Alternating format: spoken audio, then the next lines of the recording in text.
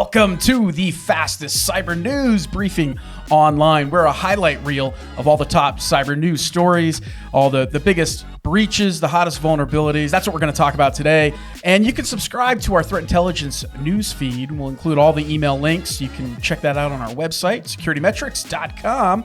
And check this out. Every time you hit the like button, our director Hunter gets a puppy. You probably just get a puppy anyway, but you can subscribe, show us that you appreciate the work we do and the time it takes to put together these awesome briefings.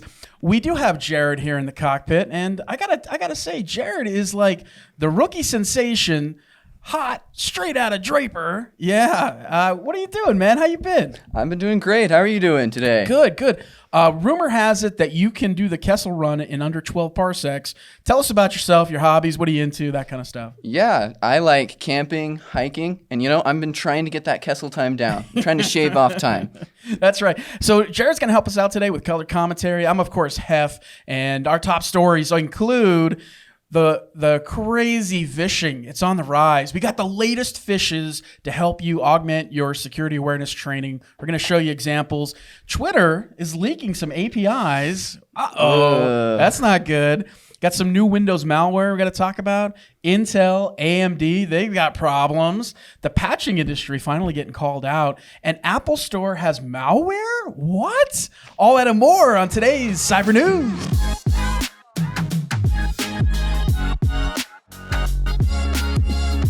All right, so Jared, we've got to always talk about the latest phishing stuff that's going on out there. And there are so many, and trying to stay ahead of some of the crazy It's phishing. super hard. It seems like every day there's something new. Yeah, new techniques, new tactics. And what we like to do for the audience is present you guys with some examples of the latest phishing. And the hottest thing right now has been these callback phishing attacks. Apparently, there is a rise of about 625% growth in since quarter one of callback phishing. There's, what is callback phishing? But first of all, have you ever been hit with a callback, or family members been hit with these callback phishing attacks? I've been hit with phishing. I've never been hit with a callback phishing. Yeah, I'll tell you, man, the amount of people getting hit with these, especially elderly and teenagers that aren't aware of this kind of stuff. So when we say callback phishing, what exactly are we talking about here? Yeah, callback phishing is where you receive an email from another source, an outside source that you don't know, that usually reports a charge or something you're not aware of. Like an invoice, or you got a fake subscription that you paid for, that kind of stuff? Yeah, super sketchy. So you get this email and you look at it and they have a number to call that you can resolve this issue. And so you call the number and they redirect you to a phone line, an actual... Wow. And I heard that they actually have call centers, fake call centers, staffed with fake customer support agents. Yeah, they do. And I've been told that these customer support agents don't even know that they are doing this phishing. They're not even aware of it. So there's multiple layers here going on, and callback phishing is just huge rise. I mean, it's out of control. We'll put up on the screen right now. Take a look. This is an example of one of these callback phishing, and you see here that the person got this fake email saying, "Hey, thanks for completing your 1 year of Geeks Deluxe Security." Have you ever had Geeks Deluxe Security? Nope. I think they're trying to say like, "Oh, I had Geek Squad Deluxe Security." Yeah, they're just wanting to be that. Yeah. And of course, you're like, I never had this subscription. $175 charge for 36 months? Whoa. So call this number. You call this number to question it and ask about it. And the phone number goes to this call center. And that's where you start to get the callback phishing part of it here. Again, nasty stuff, folks. And you got to make your family members aware of it. For sure. Definitely let everyone else around you. Yeah, let your family members know, let your teenagers know. You get these kind of emails, you gotta be aware of it, these callback phishing. And if you did get a legit email, thinking it was legit, like let's say, hey, you completed a 1 year subscription to Disney Plus. Oh yeah, I have Disney Plus, but it's not $175 for 36 months. Or maybe it is now that they're raising the price. All right. But that's where you gotta be aware to like, I better not click on this phone number and call this number. I should go and verify what the actual number is from the website. So I love this type of phishing attack too. We're going to show another example here on the screen, which is called, we're calling it the ransomware theme phishing attack with countdown timers. I have seen countdown timers before used in phishing attacks, but they're on the rise. Again, we just need to make people aware of it. What you see is this. You see fake data is used in this example where you have a countdown timer and the countdown timer starts going down and you got to validate your account. And then you're put in a sense of urgency looking at the countdown timer and going, I got to do this right now. I got to do it right now. I got to do it right now. So if you get a phishing email that has, and you're not aware that it's a phishing email, but you see a countdown timer, definitely extra due diligence. Make your employees know, make them aware of what the heck is out there on these countdown timers. Another thing going on is these phishing threat mirrors, and what they have is these landing pages. Fake landing pages? What? These fake landing pages are wild. Yeah, and what's crazy about these fake landing pages is they're primarily targeting Google domains, and they're adding this Google reCAPTCHA to boost the legitimacy of these phishing emails. And we'll show you an example here in just a minute. But I think the most dangerous thing here, Jared, is these landing pages that are created by the threat actors are dynamically rendered, which means they're basically the logo and the background changes to match the domain of whatever email address you're connecting out from. So sketchy. Sketchy. Wow, right? So you've got this dynamically rendered landing page, and that's where the danger comes into play, because you don't know. I mean, it might look like the actual, for example, Google landing page that was from today. That's how good these phishing emails are. The threat actor is called Spam-EG, and this is an example of what it looks like right here, folks. You got this email, keep or update. Your password is set to expire on your domain. Please click here. It's got a sense of urgency on it, and that's where you click that link, keep or update. And the next thing you know is you're taken to one of these fake landing pages that look exactly, again, dynamically rendered, look exactly like the logo and background of the legitimate domain. Wow. Crazy. Yeah. Especially, they look exactly real. You wouldn't be any the wiser. Unbelievable. All right, we got other cyber news and breaches to talk about. Lots of stuff in the news. Oh my gosh, it was a Black Hat and DEF CON. It was crazy, man. And of course, we've got to talk about some of the highlights from that event. Of course. Yeah, but the one top story in the news the past week or so has been these Twitter API keys being leaked. Can you kind of help the audience explain exactly what the heck is going on here? Yeah, this one is wild and definitely should be looked at. Definitely keep an eye on this. So for different applications, you can connect your Twitter account. And these different applications will connect to the Twitter API. There has been recently in the news, we found out that these applications are misusing this API. They will leak your credentials. Wow. So the research that came out so far, and this is all that we know about so far, but 3,207 mobile applications are actually leaking the valid Twitter consumer keys, all right? And the secret key information, folks. This is crazy. And I thought, Jared, this was insane too. 230 applications were leaking the OAuth access tokens. Like, that's the keys to the kingdom right there, man. That's super not good. Yeah. And that's the thing with these adversaries, you gotta be aware of this kind of stuff. I mean, if they can take over your Twitter account, imagine the damage they can do. Oh, so much damage. My They gosh. can pretend to be you. Yeah, spreading disinformation. Hey, spam, malware, all that kind of stuff. So again, be aware of this. It's been a top story in the news recently. Another thing that's been hitting the news is the issues with Intel CPUs and AMD. Let's start with Intel. Can you kind of explain what the heck is going on here? Yeah, this is actually a problem with the architecture and how the chip is actually manufactured. Okay. They've actually done more research on it, and it is called... APIC? I'm going to call it APIC. I don't have actually phonetic spelling It's for called you. a side channel technique in which they exploit this architecture, and they actually can gain access to the chip and on the data on it. Wild, absolutely wild. So we've got this architectural bug going on with Intel CPUs, but it's not just Intel that made the news this past week. It's also been AMD, and their processors are exposing sensitive data. What's this SQUIP attack that everyone's talking about? This attack has to do with, again, the way the architecture and the chip is designed. And an attacker running on the same host and CPU core could actually be using this to spy on you.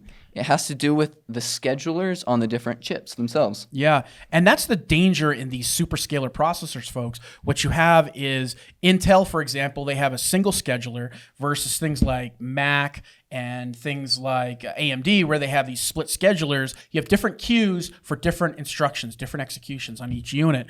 Very dangerous stuff, folks. The SQUIP attack is out there. So again, AMD, Intel, both in the news. Hardware stuff, hardware vulnerabilities to me, hardware attacks, they always get my skin going, dude. Like they get my the goosebumps going. Like, oh, what is this again? On this piece of hardware. So we'll definitely keep it in the back of your mind on what the heck is going on out there. All right, now we got to talk about another thing that's going on is vulnerability, patch management.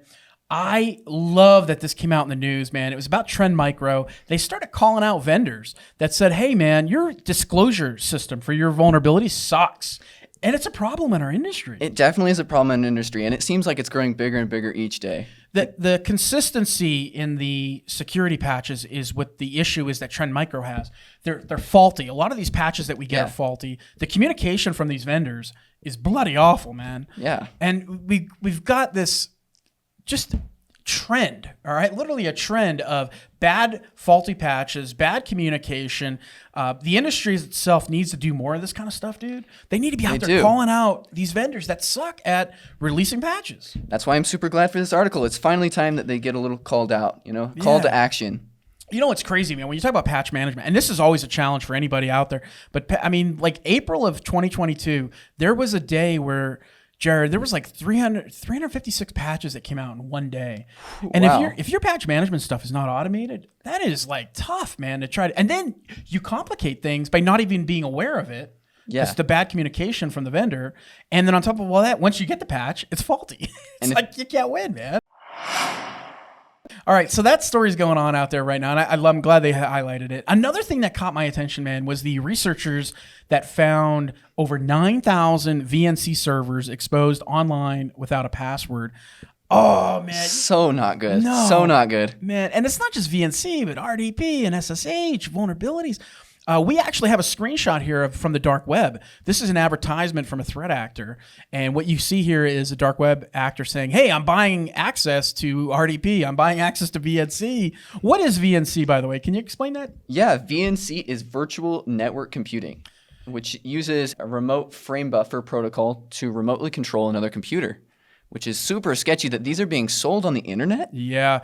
And the nice thing about these researchers that released these 9,000 that expose them, but you have to remember with VNC, it can be accessed without authentication at times, right? So if a threat actor can get into your internal network without authentication, that's like, so not good. Yeah, man, it's bad stuff, man.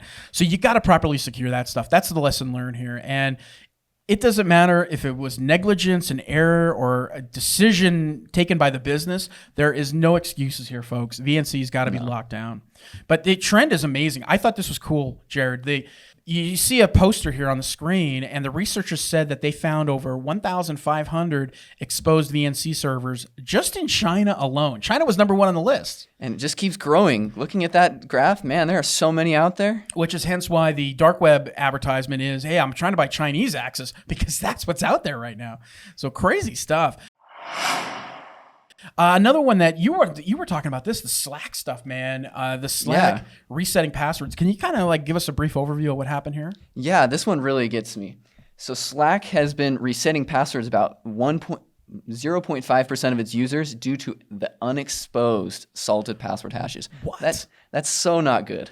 No way. So we got these salted password hashes being exposed out there. It's unbelievable in this day and age that this can actually occur, but it does. And unfortunately, if you have Slack, definitely be aware of what's going on out there with Slack. Another story in the news is Bruggling. It's a new technique that we've never talked about on our presentation, on our briefing. Bruggling, Bruggling. Bruggling. What the heck is Bruggling? Yeah, Bruggling is weird. Bruggling has to do with bookmarks and synchronization. Just like how on Google Chrome, you have the ability to synchronize your bookmarks across multiple devices. So I'm syncing my bookmarks with the cloud, for example. That is how the threat actor could potentially get in? Is that what you're saying? Yeah, exactly. So while they use this convenience feature to be able to deliver a payload, when the attacker has already gained access to a system, they want to exfiltrate the data. They have the ability to put in a bookmark to a malicious link, and every time that this bookmark synchronizes, it delivers the payload. Whoa. Every time. So if you're not aware that you have synced your bookmarks to the cloud and that bookmark has been maliciously compromised by the threat actor, you're constantly, every time you're resyncing your bookmarks, you're having that same malicious website being reloaded in your bookmarks? Yeah, exactly. Woo. Wow, man. I tell you, pretty genius tactic, but that is something to be aware of as well. Sneaking those malicious payloads into your bookmarks. And of course, another story going on right now is this story about the Ukraine and what Russian hackers are doing. And I thought this tactic was really unique. So what they did is they're targeting the Ukraine, and the hackers are taking your default Word templates. So Jared, when you load up Microsoft Office, you have default templates. Yeah. Like Office templates for Excel and Word and PowerPoint. Well, the threat actors figured out that they can go in there, and if they modify the normal.dotm file, they can basically get into your system and compromise your templates. And by modifying it to have malware, malicious code, every time you load that template, and you're not aware of it, right? Every time you load that template, the next thing you know is you're loading the malware infected document with the bad macros every time. It's crazy because you might not even know it's there, and you would keep clicking on this default template for years even. All right, and the other top story going on right now is this Apple Store having malware. What? This one is super crazy. Wow. I was telling friends about this. Like, how crazy is it? I mean, for years, people would say, oh, Macs don't get malware and you can't get infected on a Mac. But you know what? The reality is it's no longer the case, and it's been that way for quite some time. But now that the Apple Mac Store has been compromised, that is some dangerous stuff. And it's been the Wild West, man, for Android app stores. But now it's becoming the Wild Wild West for Apple App Store having malware. There's been several apps in question. There's several apps that actually are infected. They have been removed, thankfully, from the App Store for Apple. But I think it's interesting, Jared, how this stuff went down. Because when you look at these apps, in themselves, they don't look malicious. No. And it's not until you load the app, you run it, and it does the call outs where it's going out to a command and control server, that's where the nasty stuff can start to take place. Yeah.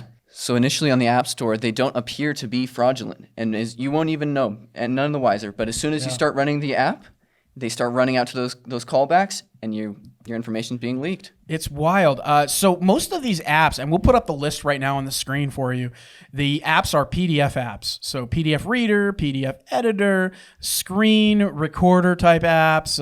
Again, and you can actually see what an image of one looks like right here. We put up a screenshot. Thankfully, these apps have been removed from the App Store. But the problem is, if you still have them on your phone and you're not aware of it, they could potentially doing the call outs and loading malwares to your phone. It's crazy because it looks so official too. And I know lots of students that I know download PDF readers to upload our homework. Yeah.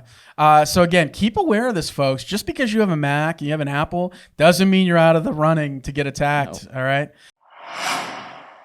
We got a few breaches to cover for you. I know you guys like talking about the breaches. There's always hundreds of thousands of breaches and trying to pick literally like the top ones to talk about, Jared, is, oh man, it's so super tough, difficult. Dude. Yeah, but there are a couple out there that we think are important. And the ones that we think are important is this Twitter breach, exposing anonymous account owners. Can you kind of highlight for the audience what the heck is going on here?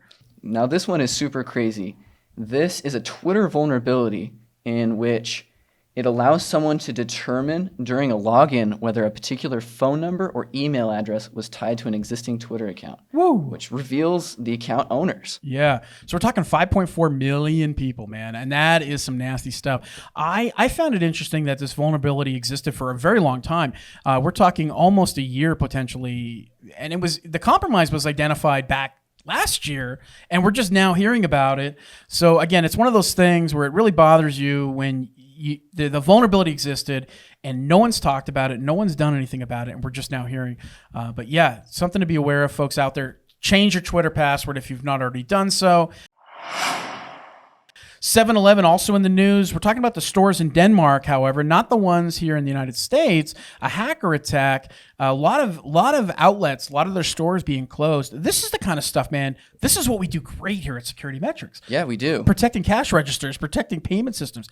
That cardholder data environment, the point of sale systems is what we do great at. Can you kind of very high level here, what actually happened? Do we know? Yes. So part of this hack was it affected the actual money tills.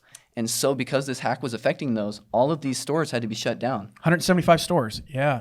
So again, folks, this is the kind of stuff, you reach out to SecurityMetrics. If you have a cash register in your environment, come on, hit us back, man. We'll help you out. Twilio also in the news. Twilio, I've never used Twilio. They're an enterprise software vendor. They are just having their employees tricked relentlessly, giving up their login credentials. Twilio, Twilio has said that the hackers actually stole the credentials to gain access to their internal systems. No shock there, and actually gain access to their customer data. We don't have a lot of details on this breach yet. We don't know the extent of it. Ugh, which is super scary. Hopefully we can get more details soon. Yeah, but Twilio in the news, and then a couple other stories going on in the news. A major healthcare supplier got popped, and this is a company called One Touch Point. One Touch Point, they do a lot of printing and mailing services for a lot of health insurance companies, a lot of medical providers. They're saying that potentially upwards of at least 34 different healthcare organizations have been impacted, have been affected by a vendor. Again, third party. Have you heard this before? Stop me if you've heard this, folks. Third parties getting popped. No way, right? And then that impacts, of course, all the businesses that use these third parties in your environment. This one's particularly damaging, because you have 34 different healthcare orgs, a minimum of 34. You have subscriber ID numbers, exposed names, medications, diagnosis. What's interesting, though, is the response from One Touch Point, because initially they were kind of like downplaying it. They didn't really want to talk about it. But then all these healthcare orgs have to report. They have mandatory reporting, and they have to come out and say, hey, this is what happened, and this is the data that was leaked. So One Touch Point is minimizing, downplaying the data that was stolen. They shouldn't be downplaying it. No, it's man, so not at all. scary with all of these medical, especially medical information. That's something that shouldn't be keeping under wraps. Dangerous. And this happened back in April 28th. And we just now found out about it. So unbelievable stuff. So that is going on in the news. Another breached managed service provider also in the news. These ones always upset me a lot because I take it personal when I'm protecting our customers, our businesses. As a managed service provider, that's what I do. That's what I provide, security operations. Anytime I see a story of an MSP, I feel like we have failed as an industry. You know, we have a fiduciary responsibility to protect our clients, and these MSPs that get breached are failing massively. So this Kansas City MSP got hit. They're saying upwards of 50 companies were breached because the MSP got breached. That's so not cool. No, not at all. Interesting stuff. Originally, this was not published in the news. We didn't find out about it until it was on Reddit, and then that's how we found out. So crazy. Again, disclosure. You know, you need to have a process in place. If you do get popped, you need to have a process in place. But more importantly than that, it's taking responsibility for whatever customers you have. And again, I take it personal. So gaslighting. This is one of our favorite segments. I know the audience loves it. Here we go, right? What stuff gets you fired up in the news, man? There's some things, man, that I just man, I want to get crazy about, man. The Slack one, you and I had talked, The Slack one is just the worst. Leaked hash passwords for 5 years. How does that happen? And nobody's been talking about it. Nobody's we been only talking recently heard about it. Oh man! And now Slack puts out the notice. Hey, your password has to be reset. It's like, where were you doing this 5 years ago, man? There's some crazy stuff going on there. Again, if you got Slack, definitely reset your password. Some other things that get us fired up is the Spanish folks. They had these insider threats. Basically, they had these contractors over in Spain, and they were in charge of maintaining some of the radioactive systems, the nuclear systems over in Spain. And they went in and they hacked the radioactive alert network. Really? All right. Now, so imagine that, right? You got the radioactive alert network. This tells people when there's high levels of radioactivity or a nuclear power plant is having problems. They disabled more than 1/3 of all these sensors that are used to monitor the that is super excessive sketchy. radiation levels. Yeah. And so, of course, they got caught. They got arrested. The actual network, the radioactive alert network in Spain, has over 800 different sensors. And those kind of things are so critical. Like, you don't want that stuff to go down. You don't want it to be hacked. So good on Spain for arresting these two contractors. Good on them. Yeah. All right. Another top story going on right now is the IBM. They put out an X-Force study, and their X-Force group says that USB's still a major infection vector. I can't believe we're still talking about this. Me neither. It seems like we talk about this every year. And we've got, everybody has endpoint software out there. It's easy to use to go in there, lock down USB. But, in all fairness, it's about what's best for the business, right? So if locking down USB is not a good move for the success of the business, then don't do it. However, there are tools available to help you prevent and stop USB from being the top infection vector. Now, in this study, they're saying that phishing was number one. Phishing was still the number one initial access vector for threat actors, but right up there is removable media. All right. And the fact that this stuff can be prevented is what grinds my gears, man. It grinds my gears too. Yeah. Seriously, it's so preventable. And, Honeywell, switching gears for a moment. So we've got the IBM X-Force study that came out about USB, but then Honeywell also comes out and says, hey, check this out. 81% of malware on USB drives are hitting industrial facilities. And where it gets dangerous, Jared, is the adaptations that have occurred. And these adaptations, where these threat actors, they're taking advantage of USB and leveraging that ability in an environment like industrial control systems. And with ICS, we've got water systems, we've got electrical. Those things need to be protected. And if a threat actor can get in there with a USB drive, removable media, circumvent the network, get around the air gaps. It would cause so much destruction. Yeah, which is kind of interesting, as we kind of wrap up today. I thought it was cool that Hack5 put out this new rubber ducky. Could you kind of tell the audience exactly what the heck is this new rubber ducky that Hack5 put out? Yeah, for sure. So this rubber ducky is an upgraded version of their previous rubber ducky, which when it's a USB drive that when plugged into a computer acts like a keyboard. Nice. And now this updated version makes it even more lethal in the fact that it can basically plug into anything with USB-C and the normal USB.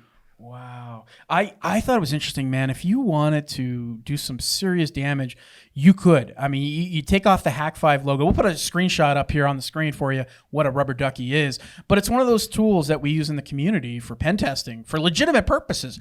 But it can also be used by threat actors. Yeah, just like that news report was saying that the removable media is super dangerous. Well, you could just buy a rubber ducky and do that. Yeah, and you see in this example here, if you were a threat actor, you take that rubber ducky and you take that logo off, the Hack5 logo, and put the company's logo, then drop it around. And these things are expensive. I don't recommend you do this. But this is what the threat actor would do, is drop these things around and try to get access to an environment using this little tool. And the fact now that it has USB-C and it has USB, plus the ability for keyboard cloning, just some crazy things that this tool can do. We'll kind of wrap it up today with just saying, hey, listen, there's a Facebook finally putting out end-to-end encryption. They're testing it right now on their Messenger platform. This is something that's long overdue. For sure. End-to-end encryption should be everywhere on every Messenger app, and we're finally getting it it's finally being tested on Facebook. Honestly, I'm surprised it hasn't been on there already. Yeah, I think that's what a lot of people said too. Huh? What? And most people don't care, right? But I mean, we in the industry, we obviously do care. So that is the news, folks. Thanks for joining us. Hey, Jared, thanks for filling in the cockpit, man. Yeah, you're welcome. Thank you for having me here. This stuff's not easy, man. I'm glad you were here with us. Join us. Noah joins us back next time, and we are so glad to be here. Again, we are SecurityMetrics, the fastest cyber news on the internet. You can subscribe to our threat intelligence feed, or you can hit the like button. And remember, our director gets a puppy every time you hit the like button. Subscribe, show you appreciate the time. I'm Heff. I'm Jared. Take care.